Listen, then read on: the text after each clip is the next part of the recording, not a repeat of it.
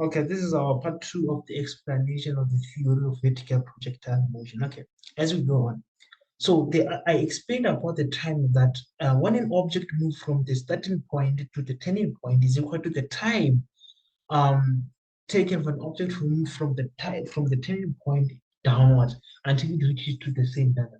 So the very other important thing is that the object's displacement is zero as it returns to its original position. So basically, the displacement of an object is zero as it returns to its original position. That is what I can tell. The displacement it is zero because it returns to its original position. This is the velocity down is a maximum as the object hits the ground. The velocity that the object hits the ground is the maximum. But don't forget that is equal to the velocity at which the object was thrown upward or whatever was shot upward. The acceleration of an object is constant at 9.8 meters per second squared downwards. So basically, the gravitational acceleration is always downward, is always constant at 9.8 meters per second squared downwards. And from that instance, you have to take in consideration that um, what can I say? The direction is always downward and it's always 9.8 meters per second. Okay, when an object moves upward and returns to its original position, its displacement is equals to zero. So basically, its displacement is always equals to zero for an object to move from a starting point and return to the same level after being thrown up. Its displacement is equals to zero. This principle applies in every kind of a situation that we might encounter in vertical projectile motion. Even if an object is moving upward and return to the ground at the same level, the displacement is going to be zero. So let me explain this as I go into another type of a problem or a situation that you need to know for you to be able to ease um, the so-called vertical projectile motion. Okay, we have this kind of a problem. In this one, it is very okay. So it is another kind of a projectile. This is a projected vertical upwards, which falls below its original position. So you see, there was an original level, right, or a starting point where an object was being released, but now it doesn't fall at the same level. It falls below the original level. So basically, it's like there is an object here and this thrown upward goes like this and falls below. Then here maybe we call it to be ground. So here is the same level. It's the same level, which means the principle that we talked about that says when an object is thrown upwards and returns to its same level is applicable from what? From A to B. Is applicable from A to B. From this thing that we're dealing with here, from here to there, the principle that we discussed is still applicable, meaning the velocity of this one is equal to the velocity here, but in opposite directions. The velocity here is zero.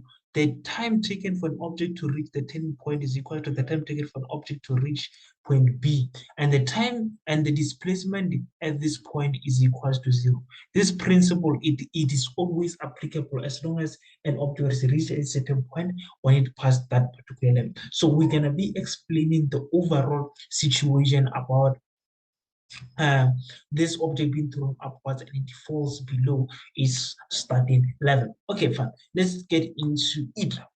So what's happening is that we choose upward as positive. So basically here this is upward is positive, downward is negative. The initial velocity at A is the velocity of the object leaves the starting point in an upward direction and it is positive.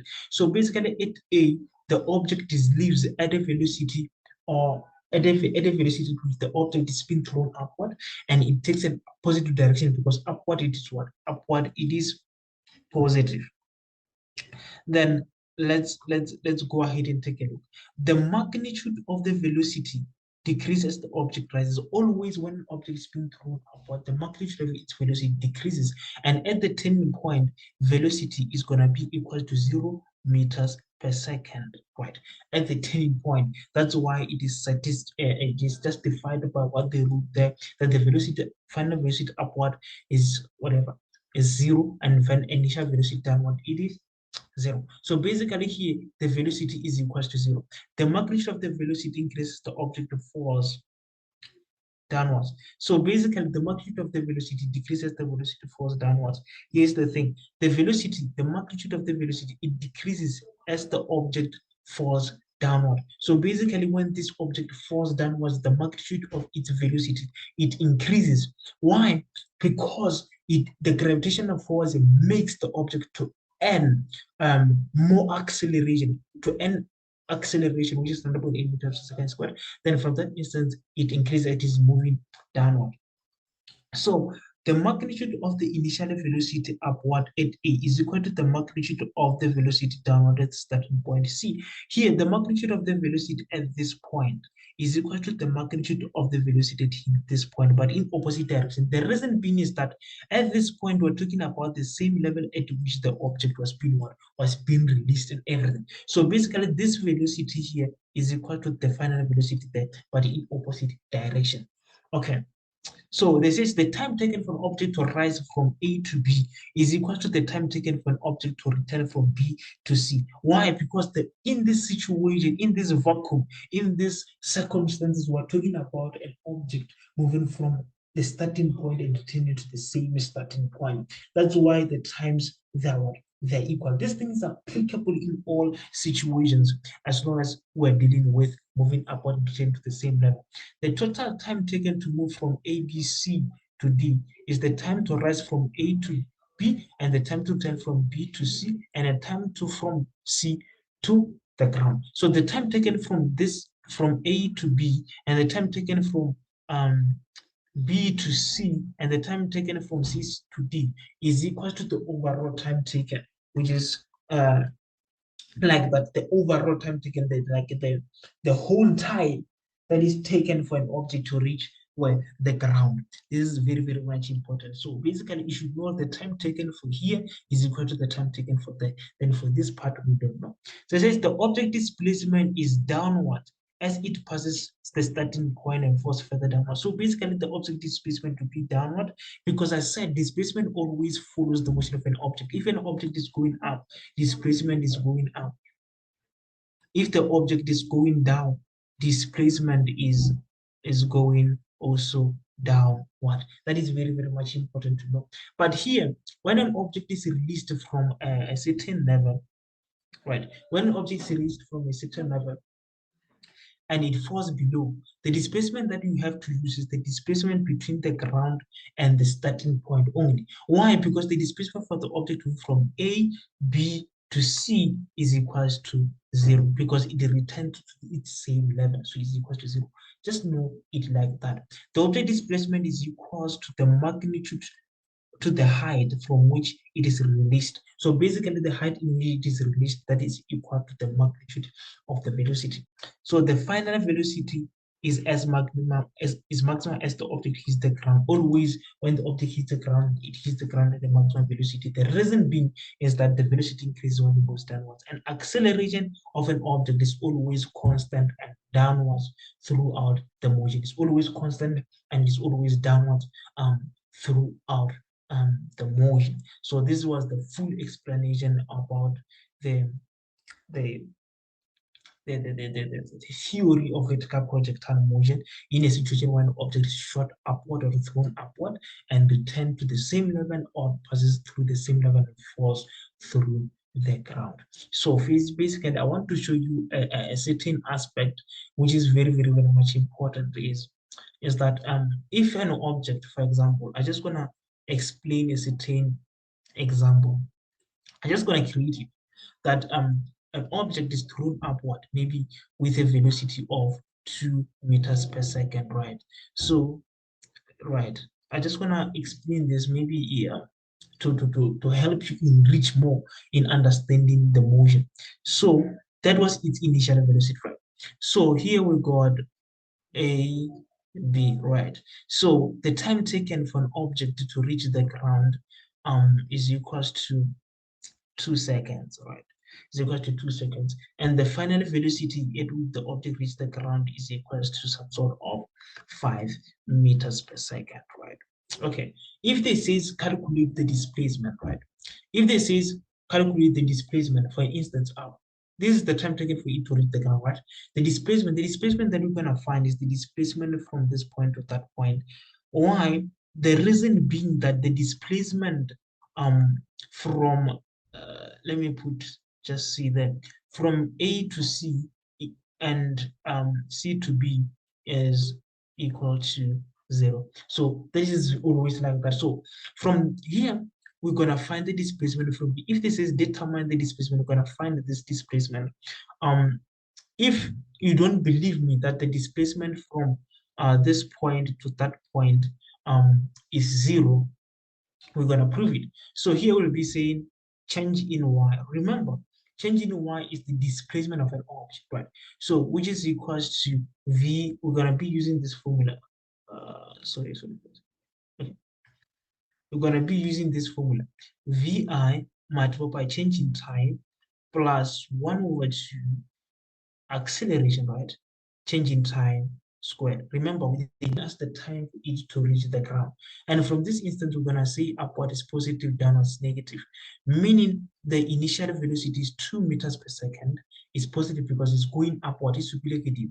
Then the time is 2. Remember, the time does not have direction because it's scalar. Then acceleration takes negative direction because it's always superior downward. If I superior downward, then this squared, which is equals to, then we perform calculations.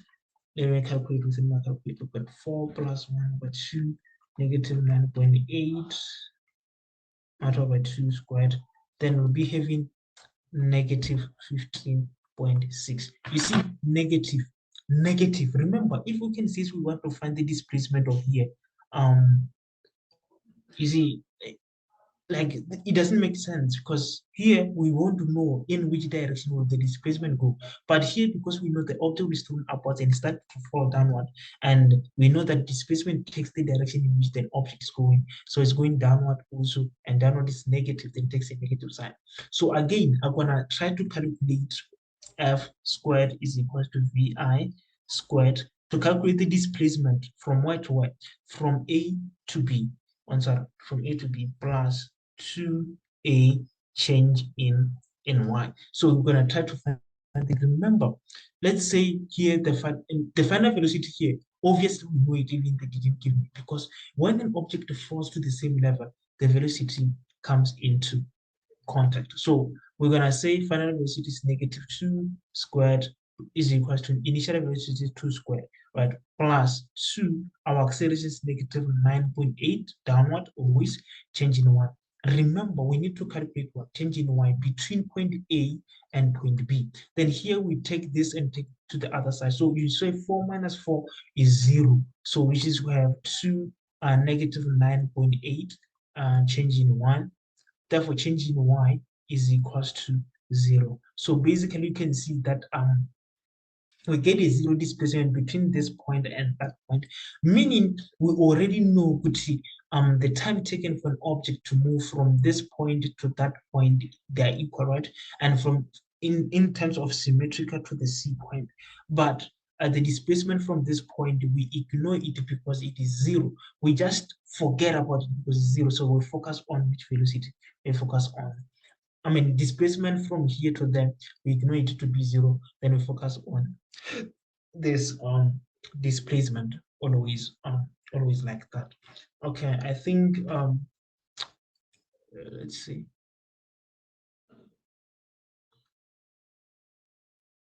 I think we came to the end of the explanation of the theory, the major theory of vertical projectile motion. Is very nice, very small. Practice more question papers for you to get used to how the examiner asks questions. Also, don't forget this part. I'm going to emphasize it again. When an object is inside an object going upward, right? This object A is inside an object going upward. If an object is dropped, right, it will start moving upward before it returns to the ground. Before it returns to the ground, start moving upward before it returns to the ground.